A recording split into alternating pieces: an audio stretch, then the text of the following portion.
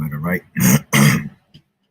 Shalom, shalom. I'd like to start off by saying, Barakatah Yahweh, Barakatah Yahweh Shai, Kol Haloyim La Yahweh, Bahashem Yahweh Shai, Bahashem, Bachakadash. Double honors to the elders and apostles of Great Millstone who rule well and have taught me his truth. Blessings and salutations to the hopeful elect that scattered abroad, the Akim and the Akwat that's listening in. Yahweh Ratazah, Lord willing, that the lesson is edifying. It's the brother Shawab Mwam back at you with another lesson. And the title of this lesson is called Weirdo E, always trying to destroy the earth. Okay. And we're going to start off with 1 second. Let me share.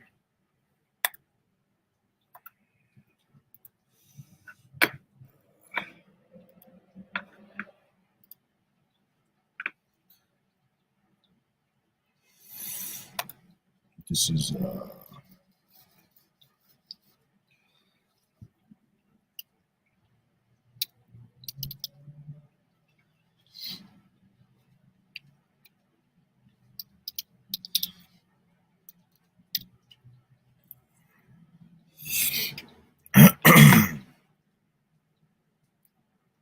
this is Isaiah 24:4. The earth mourneth and fadeth away. All right. Matter of fact, let me grab it.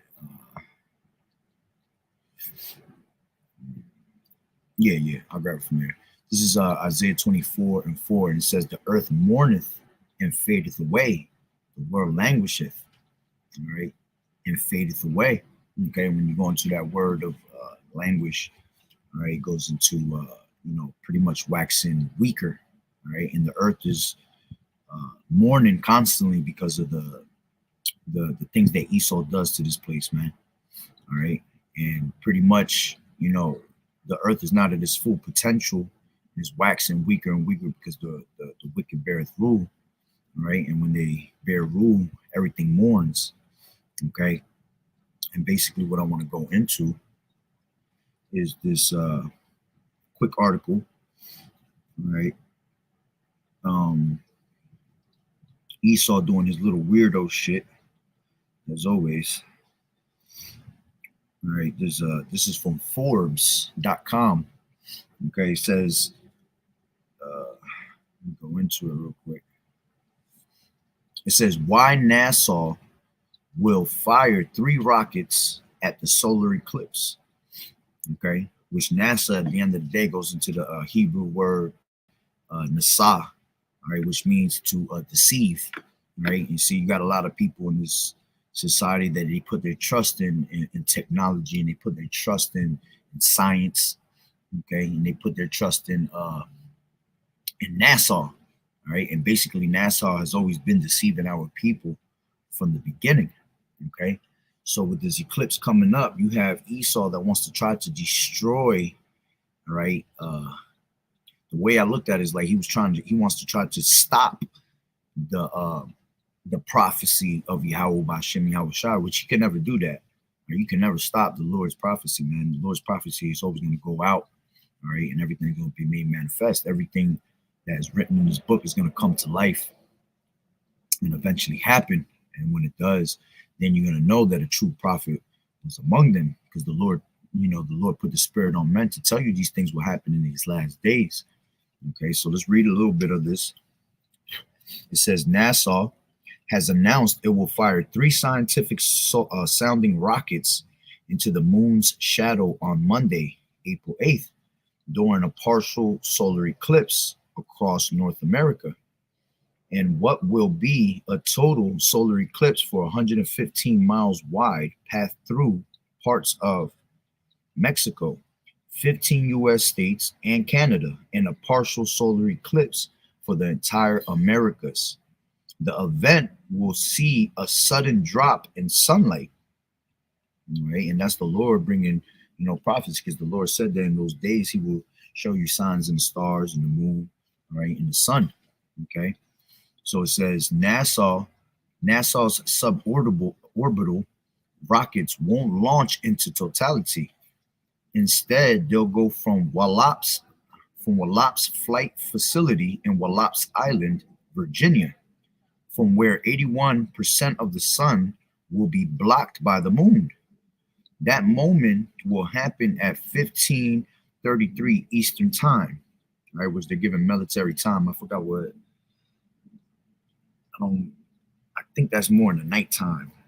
I'm not too great with the military times. It says, though the eclipse will take part between 14:06, yeah, more in the afternoon, and 16:30.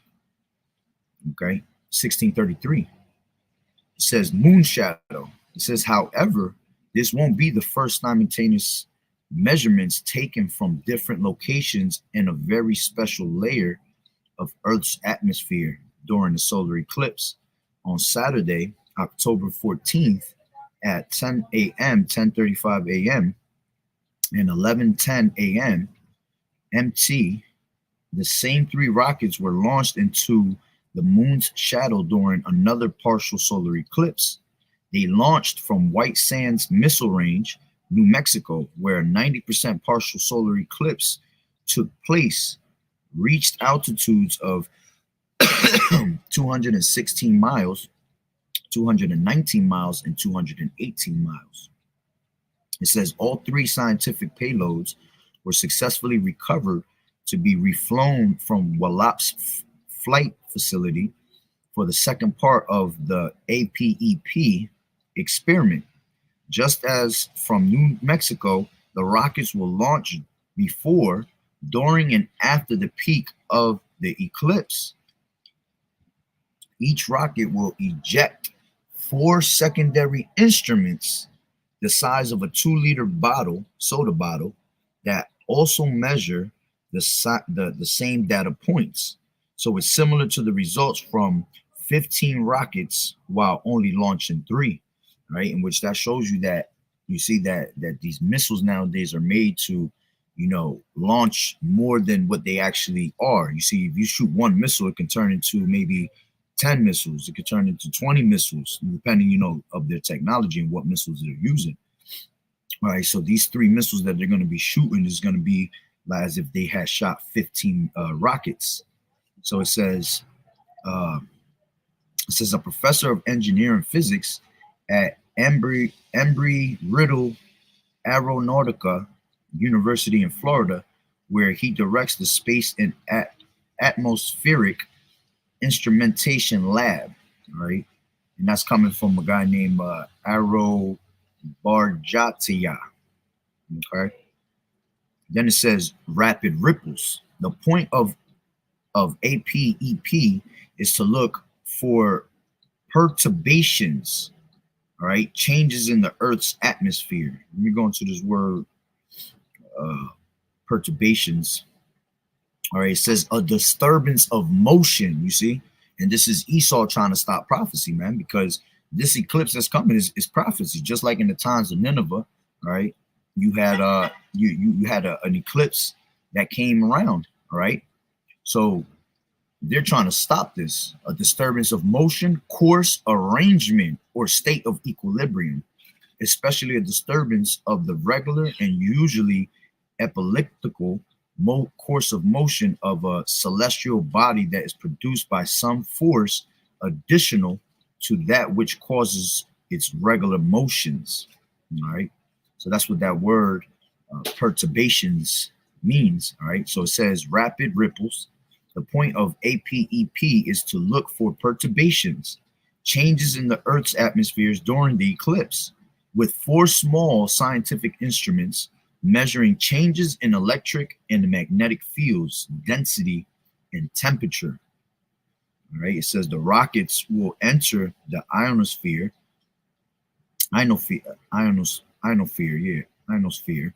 where the air becomes electric. It's here that ions and electrons wax and wane in temperature and density at sunrise and sunset. It's expected that the rapid eclipse of the sun will see waves ripple through the ionosphere. It's an electrified region that reflects and refracts radio signals. All right. When refracts, let me see what that word refracts means real quick. refracts light or sound. It causes it to change direction or to separate when it travels through. Right? See, trying to change that course of motion. Right? Which is gonna, change the radio signals and everything. So, being the fact that we're in this fourth industrial revolution and everything is basically based on, technology and frequencies and things like that, right? That day you might have a lot of weird shit happening, basically off these signals and radio signals. It might just very well have people bugged out. It might do something to these people that have been taking a jab, all right? Anything like that. We never know. All right. We just know that the Lord comes with, mysterious ways to bring destruction upon this place, and he puts the spirit on Esau to do these things. And he thinks that he's doing something scientifically and something great. Right. But at the end of the day, it's all tied into, bringing destruction to this place, because Esau's the type that'll destroy his own home. Like the scriptures say, he's not a keeper at home. Right. So here it is. He rules this earth. He rules everything here. And he over here trying to destroy things. All right. He's trying to change the motion, course of things. Right. That's what Esau does. And he was given that power to do that. All right. When you go to Revelations, the 6th chapter, right, tells you 6 and 4. It says, and there went out another horse that was red, and power was given to him that sat thereon to take peace from the earth, and that they should kill one another, and that there was given unto him a great sword, man. And when you take peace from the earth, man, that means you don't care about this place. You do anything to destroy it, to make it worse than what it is. Okay, and that's why when the time comes that the Lord raise up his prophets and he gives them power, man, we're gonna be able to destroy these damn devils, man. Those that destroy the earth, like it tells you in Revelations 11th chapter. All right, it says, let's grab it from 15. The point is 17 and 18. 18 really. All right, it says, and the seventh angel sounded, and there was a great voice in heaven saying, the kingdoms of this world are become the kingdoms of our Lord. That's right. All right, the Lord is the Lord of lords, man. He's going to have many crowns on his head because he's going to take all the kingdoms of this place down, all right, through the spirit and power of Yahweh. Okay, and it says, and of his Hamashiach, and he shall reign forever and ever. And the 24 elders which sat before Yahweh on their seats fell upon their faces and worshiped Yahweh, saying, we give thee thanks, O Lord Yahweh Bashem Yahweh Shai, power almighty, which art and was and art to come, because thou hast taken thee thy great power and has reigned. Point. And the nations were angry, right? Which you see these nations, angry right now, because again, Esau's always trying to destroy something. And he'll even go to these other nations, right? These other heathens and take them out of the way, right? And destroy the things that they have, right? This devil will go to anyone's backyard and act like it's his own, has no respect for anything, right? So it says, and thy wrath is come in the time of the dead, that they should be judged. Okay, yeah, and the time of the dead is for those that these 2/3, right? All these heathens, right? That's your time right there. Okay, and it says, and that thou shouldest give reward unto thy servants the prophets, and to the saints, and them that fear thy name, small and great. You see, he's going to give us reward. Okay, he's going to give us power over everything in this earth, man. And it says, and to the saints, and them that fear thy name, small and great, and shouldest destroy them which destroyed the earth. You see, and who's the one that destroyed the earth? Mainly Esau, right? Along with these other nations that follow after Esau, because they're all in sync with each other, man, trying to destroy this place. All right, because this world wasn't created for their sakes. This world was created for our sakes. All right. But the Lord is going to give us power to be able to destroy them, all right, which have destroyed the earth. And we look forward to that, man, because it's time that Esau gets out of his rulership, man. This place can't hold no more what Esau does to our people and to the earth, onto the animals, right, to the air that we breathe. Okay, this is not our rest. This is why the Lord tells you not to, set your affections on the things over here, man, because this place is about to go. All right, this is not what our true rest is about, man. For us to have true rest, everything has to be in all righteousness. Okay, So let me finish up. It says it's an electrified region that reflects and refracts radio signals and also impacts satellite communications as the signal passes through. Look, satellite communications and everything that we have, all right, is connected to these satellites because we're in that fourth industrial revolution. So imagine how many things in that time when this happens, how many different things are going to be destroyed, all right, that are connected to satellite communications. It says, as the signals pass through, said Barjatia, says, understanding the ionosphere and developing models to help us predict disturbances is crucial to making sure our increasingly communication dependent world operates smoothly. See, and this is them trying to set up their enterprise, but we know that the Lord is going to only let them go so far because they have a limit.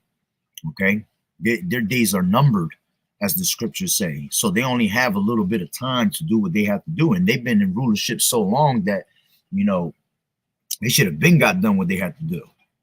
Right. But, you know, Esau doing his little procrastination, right, and thinking that his inward thought is that their houses should continue, that this place is going to continue for them, that it's never going to be taken out of the way.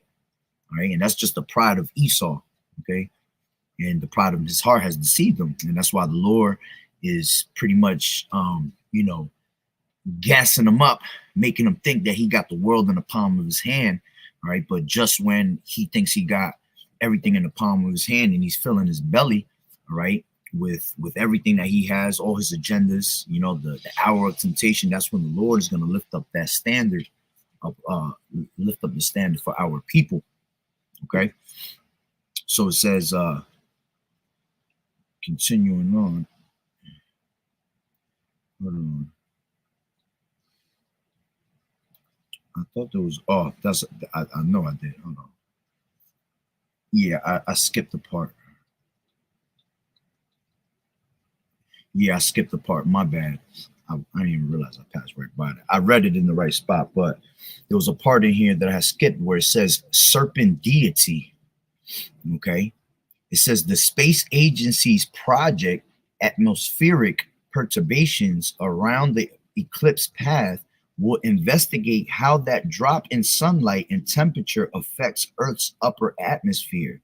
APEP is named after the serpent deity from the ancient Egyptian mythology, nemesis of the sun, deity Ra, according to NASA.